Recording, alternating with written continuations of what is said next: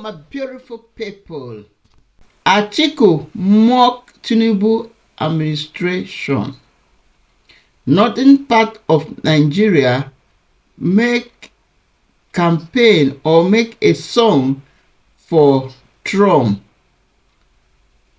The children or the minor that were arrested and detained in Krikri for 3 months has been released.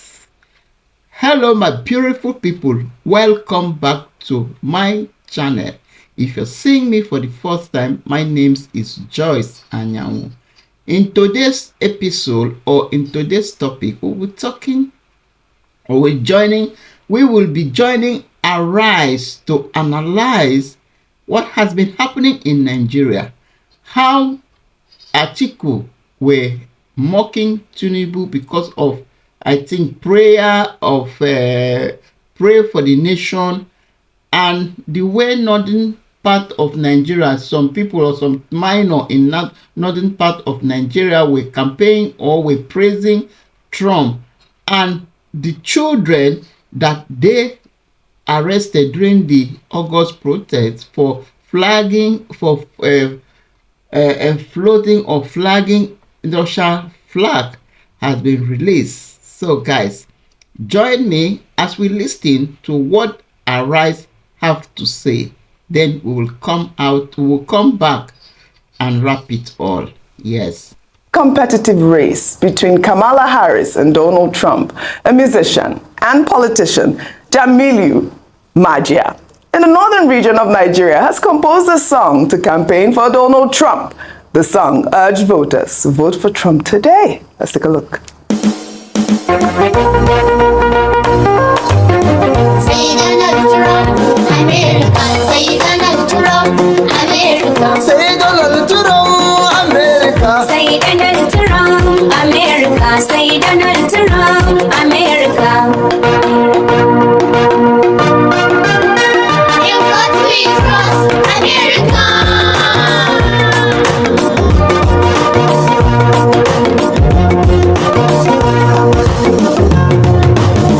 Say Donald Trump, America. Say Donald Trump, America.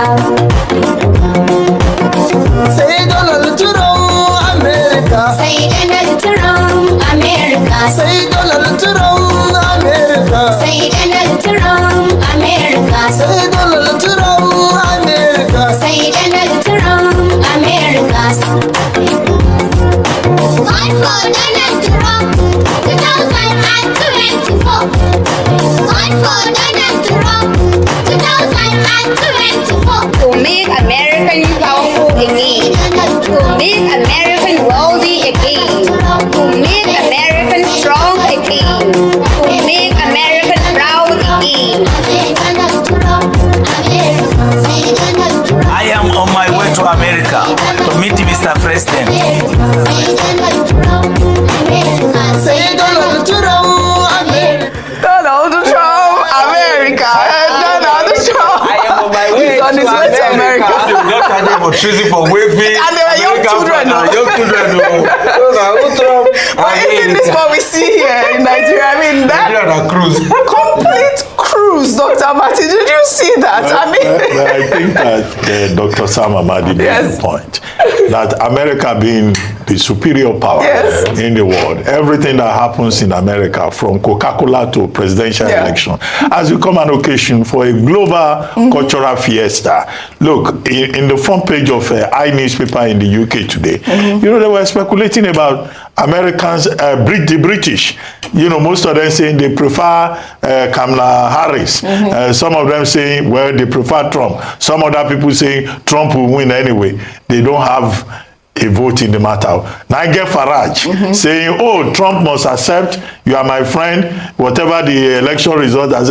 So all over the world, all the way to Japan. Yes. And here in Nigeria, you find those children also led by some adults singing that is Donald Trump. Donald Trump. I hope they are aware of the analysis that Trump is not likely to be good news for African countries and not even for Nigeria. And Rufai made the point, these children, they were carrying flags. We said it here. Yes. In the proof of evidence that we hope the Attorney General will throw away now. One of the charges against the minors that the president has now said should be pardoned was that they were carrying 76 Russian flags. Yes, that's what it was. Did you count them? If you counted those people, How many did you? they were anyway,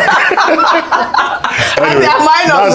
that's how ridiculous Most of them are minors. some of the things we have found ourselves. But anyways, meanwhile, U.S. Vice President and Democratic presidential candidate Kamala Harris paid tribute to her late mother, Dr. Shamala Goplan Harris, an Indian immigrant whose courage and dedication to her family continue to inspire her. Harris reflected on the values her mother instilled in her, from honoring her heritage to championing causes.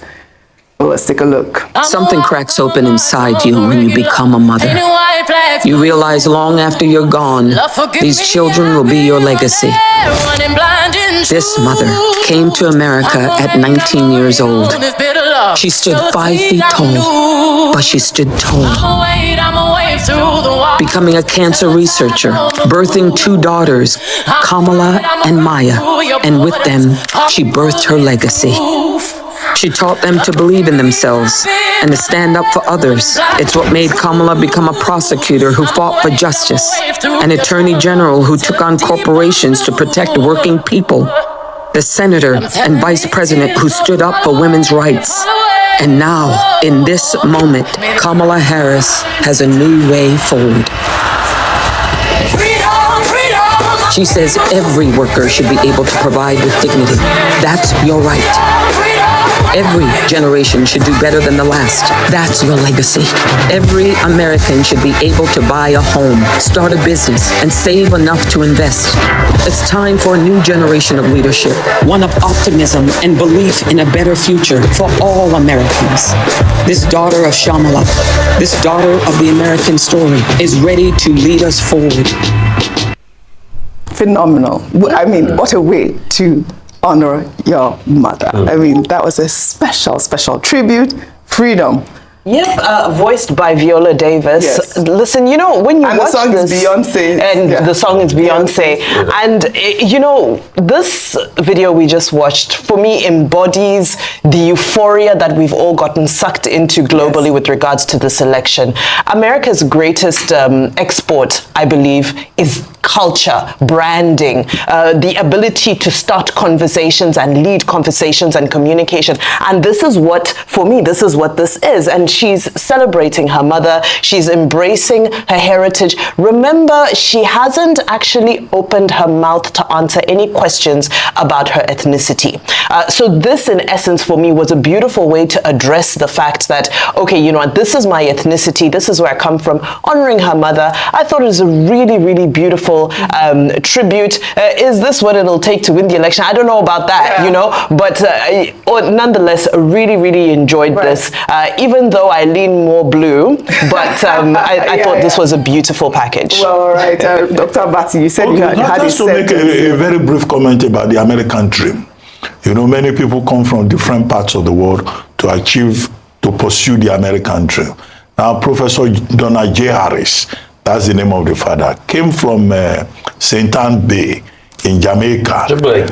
And then he got to America. Then Dr. Shamla Harris, the mother of Kamala, came, a 19-year-old from India, from Jamaica to India. They met to produce this American dream. Yeah. And that dream may be achieved with Kamala Harris, if she wins, becoming the first black woman to become American president. I think we are on the cusp of history in the United States. We don't know how it will end, but if Kamala Harris emerges, it will be a major triumph for immigrants. Absolutely. And it will be a statement to people like Donald Trump who do not like to see immigrants. Well said. It will be a new day in America when this is all over.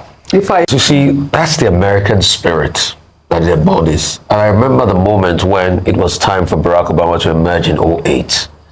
The same story. A young Kenyan from the lower tribe came to America, came to study. He met this girl, from Kansas and Durham. They fell in love, had this child called Barack Obama. He wrote about that in a book called Dreams of My Father. And it's that America that was a home to a lot of people that were persecuted after the Second World War. The likes of Albert Einstein would not have had a home if not for America. The America that gives a solid footing to everybody. And that's why when Trump preaches this rhetoric of hate against immigrants, America is immigrant nation. Look at Albert Einstein, immigrant. Look at Trump himself. His forebears came from a village called Karlstadt in Germany. Look at Kamala, Indian, Professor Harris in Jamaica. Look at America. It's a mixed country. Yes. It's a melting pot of everywhere. It's that dream that America constantly tells people that if you work hard at it, you can try and you can make it if you try. America is not a country of hate. It's not a country of fear. It's a country of the Pilgrim's pride. All right. Look at America standing tall. When Scott Francis Key wrote that Star-Spangled Banner poem, when he talked about the Blitz of Baltimore, and after all that had gone on that night in Baltimore, that flag was still there. And that's why he said, "Oh, say, can you see the Star-Spangled Banner?" Yeah. And that's what America is all about. That is what America is. So not about hate. Are you talking about Beware. All right, talking about it. Well, we wish Americans good luck. Let the best candidate win. Speaking about treason, flags, and all of that, I know you guys took this, but we would like to highlight what Nigerians have said about the release. Well, following the directive by President Bola Ahmed Tinubu, who on Monday ordered the immediate release of minors said to be end bad governance protesters held in prison for over 90 days. Nigerians have reacted. Well, in a briefing to State House correspondents, the Minister of Information, Mohammed Idris, said that President Tinubu issued a directive to the Attorney General of the Federation, Lateef Fagbemi. The President has directed that these children, these minors, be released immediately. This is, of course, without prejudice to whatever legal processes there are. Of course, if you look at this issue, there is the legal side of it, but there is also the human angle, the humanitarian side of it. Mr. President has directed that whatever the circumstances are, let the minors be released. The Ministry of Humanitarian Affairs has been charged, has been directed by the President to ensure that they have safe return and reunion to their family members. All right. I mean, I think it's a great development. When I saw the story yesterday, my heart was at rest. I mean, knowing that the president is listening. As much as the Minister of Humanitarian Affairs is going to go, make sure that they are home, I hope that there's also some sort of rehabilitation program that will be set aside for these children. I'll take some reactions. This is from Samuel, who wrote, "Releasing them is good news, and kudos to the lawyers and Nigerians that lamented against the evil perpetrated to the kids. But the question remains, what can the government use to compensate the mental and physical damage done to them? How can they avert the trauma as they grow?" Another Twitter user, Mega Mixer, wrote, "After they have successfully demarketed Nigeria, I guess they have now concluded and realized that protests should not be treason in Nigeria. I repeat, those who purportedly fought for democracy and the rule of law in Nigeria are today fighting the same democracy and the rule of law. They champion protests at a time, but today protests are seen as a weapon fashioned against them. Time is indeed the true test of one's identity and true intentions." Another Twitter user, Dr. Ife Akandu, wrote, "So over 30 minors were detained by the police for months simply because they express their right to free speech and to protest against bad government. These harmless minors were charged by officers of this same Tinubu government of attempting to overthrow the government of President Tinubu. These minors were so charged, and neither the president nor the AGF bothered to find out the profile of the people charged with attempting to overthrow a democratic government. It took outcry of Nigerians for the president to get to know the profile of those charged of attempting to overthrow his government. It is indeed a sad day for Nigeria, so heart-wrenching and destabilizing. Then we have the police chief saying the malnourished children were acting drama by pretending to faint in open court. There is no better definition for wickedness against citizens. I mean, this gentleman's tweet, Vimbai, I thought was quite apt in terms of profile. But still, I don't think we actually have the profile of these people that, you know, made these children go out to carry out these flags or Russian flags that they now say is a treasonable offense. Do you really think that the identity, I mean, I know that they're going to continue on with the investigation, but the main thing is that it took 90 days for these young children to be kept or held, 97 days, I believe, to be held in prison, and yet we have no identity or no profile of those that made these children do what they did. That is, for me, that's the root cause of the core of this issue at the moment. When we look at these children, you know, first of all, we said it earlier here on this program, we hope that when we do see them at Aso Villa, first of all, we hope they are not wearing ashwebi. And that's what's probably going to happen. Because you know, the amount of resources that's used to do all of that is something that could be used towards, you know, getting them on their way. The conversation now for these children is around, like you correctly said, rehabilitation and compensation. Yes. I know Femi Falana is, you know, leading the advocacy for financial compensation for what these children have been through. And I think that's a very important conversation. What does that look like? And that's what needs to happen. And let's follow that process through to make sure there's accountability. But it still goes back to the fact, and I'm really glad that our guest, Dr. Beatrice Pogo, also dated it back to the 1980s, to the Maitatane riots in Kaduna, and said that this is not the first time that we're seeing children, especially in the north, being sent out to protest, being sent out to, you know, to commit all sorts of acts in the name of politics or in the name of. So it's all very unfortunate. But for me, the big question is still, who hijacked the protest? That's the point. Who sent them? Well, all right. Well, in the meantime, the First Lady of Nigeria, Senator Remi Tinubu, and the National Security Advisor, Nuhu Ribadu, are set to lead a national prayer session aimed at addressing Nigeria's numerous challenges. The event, organized in collaboration with Christian and Muslim leaders, is intended to seek divine intervention as the country faces ongoing crises affecting various sectors, while a cross-section of Nigerians have reacted to the development, including former Vice President Atiku Abubakar, who mocked the idea in a post on X, saying that the administration is in a hurry to take over power without a coherent plan. His tweet reads in part, "Like many fellow Nigerians, I firmly believe that we find ourselves in this current economic turmoil due to the Tinubu administration's hasty ascent to power, devoid of a coherent plan.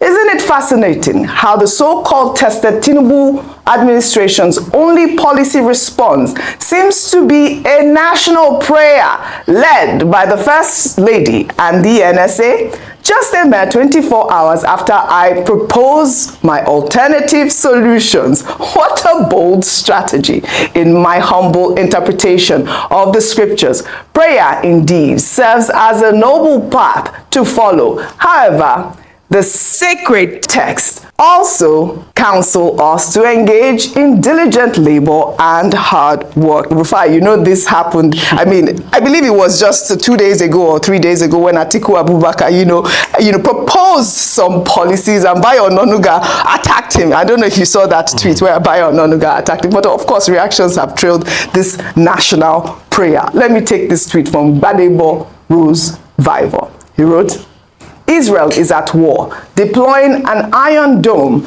not the Lion of Judah. Saudi and UAE are creating new economic realities for their people.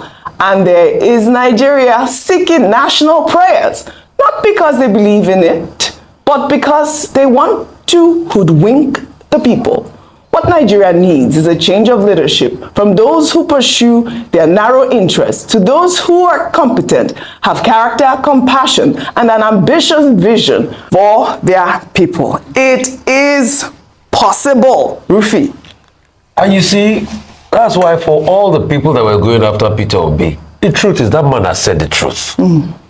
This is exactly the mindset we have. Was it not on this table we heard the other day that some people wanted to go and pray against bandits, military officers, if my memory serves me right? We have become a nation of jokes. See, I didn't see any big display in Saudi. I saw a country, only religious, I saw a country that was intentional about its success and growth. Oji, 500 real notes. They wrote their vision 2030 on it. You know what the Bible says? Make your vision plain. This administration does not have a plain vision. Prayer will not solve everything. See, if you want to move a mountain, it's not by saying, hey, God, move it. No. God has given you the brain to think of the things that will help you move a mountain. My neighbor was talking about Israel having the Iron Dome sheet. It's technology. Like Fela would say, technology. If you don't put things in place, and the solution to Nigeria's problem is clear leadership and thinking. President Tinubu has not laid down an economic road plan to bring Nigeria out of this quagmire. He keeps saying, oh, things are going to get better. Now that one we go shop. A man that says statistics we go shop. It's not telling you to pray your way out of economic problem. So we are not ready. See, Saudi was intentional about pivoting. Saudi started going against some of their hitherto religious conventions. We're talking about WTA. Women going to play WTA in scanty attires. Because Saudi wants to attract a lot of investment. As I got into Saudi, Oji, I saw an Eminem show be advertised. That's an Islamic country. But an Eminem show with audio mark and some other American artists were advertised. All right. So we are not ready. All right. And please, President Tinubu, take feedback. All right. It's well, I want prayer. Dr. Abatti's comment on this prayer. I don't know how it is very that briefly. the NSA too is involved in the Very briefly. national. Now, in other countries, they have national prayer breakfast meetings. They have it in the US every Thursday, every first Thursday of February. It was started by members of Congress and what they call the National Prayer Breakfast Association. And in some parts of the US, states also have national prayer breakfast days. In other words, since Dwight Eisenhower, every American president has attended that. But it's a private thing, organized privately. They have it also in Australia by members of parliament. They have it also in the UK by members of the UK parliament. They just pray for the country. And I think that, look, yes, the point that Waziri Adamawa Atiku Abubakar was making is that yes, there is something to be said for prayers. But prayers should not become substitute for hard work. The question to ask is, First Lady and National Security Advisor, who is organizing this national prayer? I hope it's not a government project that will be budgeted for. And everybody will be following. It will become a Tinubu administration project. That's not how they do it in other parts of the world. Right. There must be a distinction between private issues and public issue. And Nigeria says in section 10 that this is a secular state. There shall be no official religion. So those who want to pray can pray. But let them not bring it into government. And no penny of the Nigerian government, whether it's security vote or not, must be spent. Now, in fact, the prayer must not take place inside government premises. They should look for a neutral place. But you cannot stop them from praying. After all, there's freedom of religion, freedom of thought in this country. And prayers will not address monetary policy. Prayers will not bring down fuel price. Absolutely not. Prayers will not stop the Ebim power phenomenon Well said, into Dr. which we are all trapped. Well said. Only yesterday we took Peter Obi's story where he said he's going to make night vigils or turn them into night shifts for productivity. And I think that is a key point as well. Well said. Well, let's take another story. This time in Equatorial Guinea, social media is awash with reactions following a massive sex scandal involving a top government official, Baltasar Ngonga. The embattled Director General of the country's anti-graft national agency was being investigated for fraud.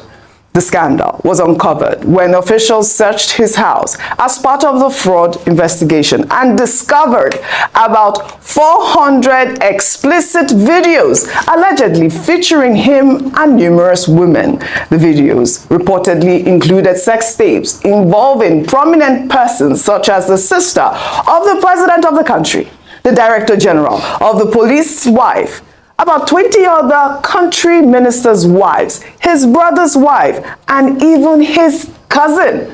Ngonga, who is 54 years old, is married with 6 children and is the son of the current president of the country's Economic and Monetary Community of Central Africa. The videos, now widely circulated on social media, were said to have been filmed in his office, hotels, and toilets, with all scenes being recorded with the consent of the participants.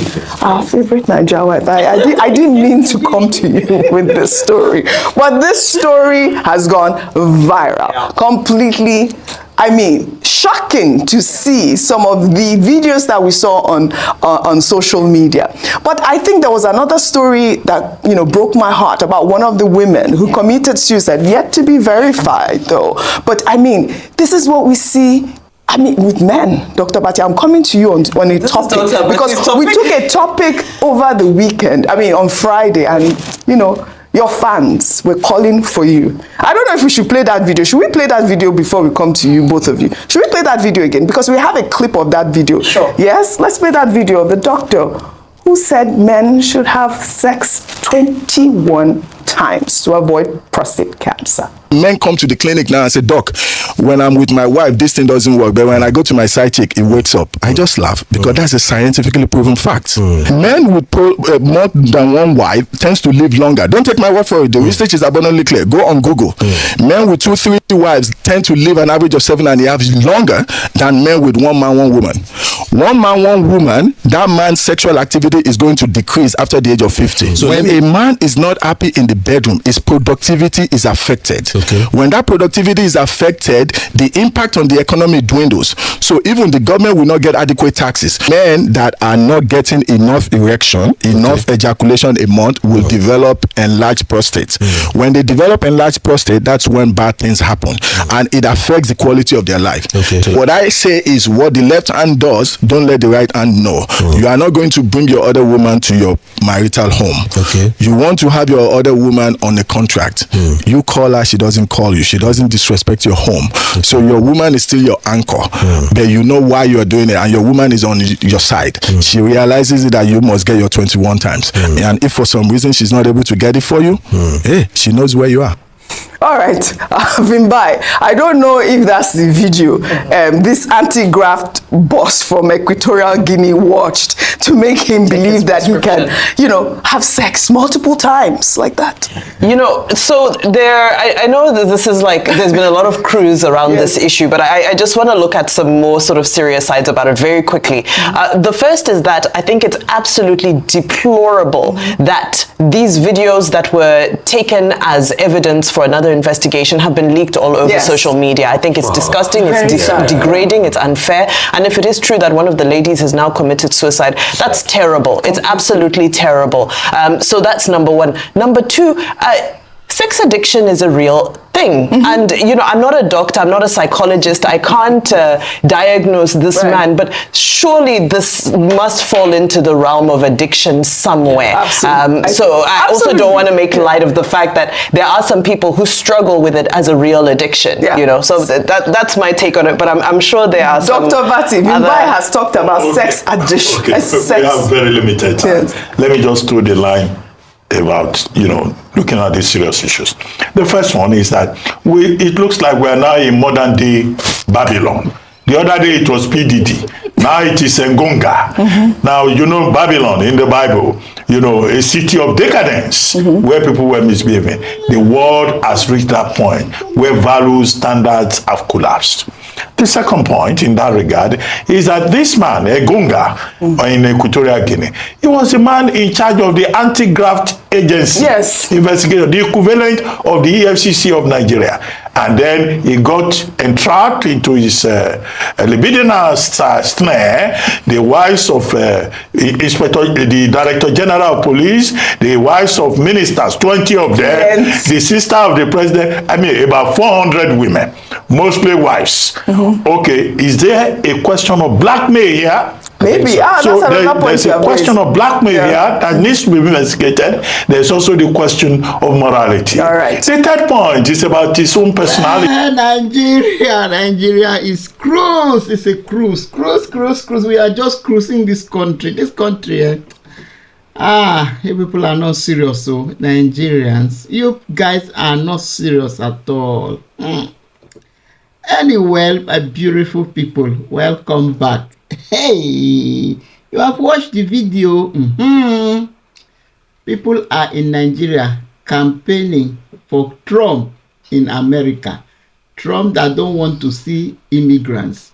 Trump that says Nigeria is a pig hole, or what hole he said that when he was president of America. People are here carrying flags, campaigning for Nigeria, for America. Hey, I have never seen during Nigerian election or seen America campaigning for Nigeria or carrying Nigerian flag, campaigning that we want good governance in Nigeria or good governance in Nigeria or want good government in Nigeria. But Nigeria are here. People, they have not campaigned for good road. Hunger is buying everybody. People are not crying, campaigning for good light. There's no light. The other time I watched when this northern part of Nigeria, they were blacked out for 7 days. After they gave them light or power supply, they were happy, dancing in the street of Kaduna, I think Kaduna or Kano. My beautiful people, I don't know what to say in this one. That is why I say Nigeria, we are not just yet serious. And secondly, Tinubu's wife is telling Nigerians is making I think what is it called, organizing prayer ground that they should be going to pray for the betterment of Nigeria. I don't know. Prayer is good, but can there be a prayer without work? You cannot just sit at home. It's only olden days we heard that manners came from heaven. But in these days, even the word of God say, "Walk, and I will bless the works of your hands." Will prayer really put food in our table without works? I don't understand all this. They are just looking for a way to squander our Nigeria, because before you know now, they will say, yeah, because of what we have organized, we want a grant for people to go and pray. So we need millions of naira so that we can use it to build the place. That is just what they always bring things, way to spend money, to embezzle money. Anyway, my beautiful people, talk of the children, the minor children. Nigeria, now wicked too. We have been seeing this problem. Since August, these children has been in detention. Nobody has talked about it. Even the media houses, nobody has said anything about it until we saw when Very Dark Man was detained. And that morning, Very Dark Man came out and announced and brought out that children and showed to Nigeria. Then people started to react. Then he sent his lawyer to go and see what he can do to help those children. You know, if not, and that man was there for his own problem. If not, nobody even knows that those children were still in detention for 90 days. Even all these media houses, nobody even talk about it. Nobody. Well, God will help Nigeria. Then talk about the sex machine man. That one, I don't even know what to say. Because all those people that he was having sex with them, they accepted. He did not rape anyone. He did not force anyone. All of them accepted. So I don't see any big deal there. Maybe that is what he wants, and that is what the people, the women too, wants. So anyway, my beautiful people, if you have watched this video to this time, thank you very much. Thank you, and please subscribe to my channel. Click at the notification bell so that whenever I post a video, you will be the first to be notified. Thank you, and I will see you in my next one. Bye for now.